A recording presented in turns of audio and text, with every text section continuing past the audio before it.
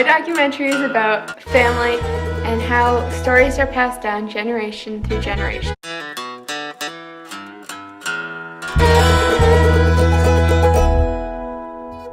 In the winter, the river froze, and the teacher would take the school from Centerlee across the river to the school over in Granville, and they'd have a spelling bee and come back. And that was before my time, but certainly you would hear about it because they had such great fun. And a lot of the people in Centerlee and Tupperville married somebody from just across the river because it was handy in the winter. They could just walk across the river. Anyway, but they had, I think they had more fun than we do now. They seem to make do with things. Yeah, we lived in Annapolis at the time, and Sandy and Heather went to school in Annapolis. But we were building on this wreck of a house. We were redoing the whole thing. And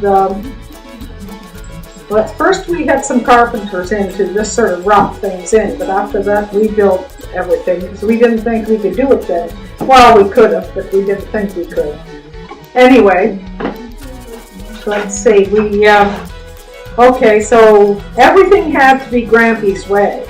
There was only one way that things had to be, and that was Grampy's way. The right way. It didn't matter what I wanted, it had to be his way. So, he was away quite a bit, because he traveled with the cadet corps and PEI in Nova Scotia. So he was away for a long time, and he had done a lot of stuff that I didn't like.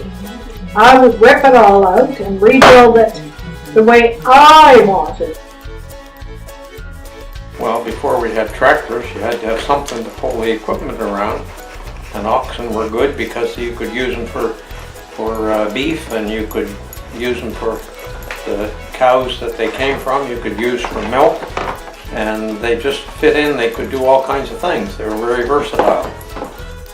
For hauling wood out of the woods every winter, they had to have firewood, so they used the oxen. So they took them up on the mountain, and they always had bells on them, so you knew where the other farmers were with their oxen, and you could hear their bells. And if there was only room for one team to come down the mountain at a time, so you didn't want somebody to be on the mountain and meet halfway down, because you couldn't pass one another. Today's world is a lot different than even when I grew up. Today we can experience a whole lot of things on the TV. I mean, we can go to any other country we want to. It's wonderful, the fact that we can do it all on TV. But although I watch TV, there's things that we learned and did just because we wanted to do them. Whether it was cutting wood or fixing the snowmobile, you just did it because you wanted to go. We saved up our money to buy gas, but we had to fix it ourselves. We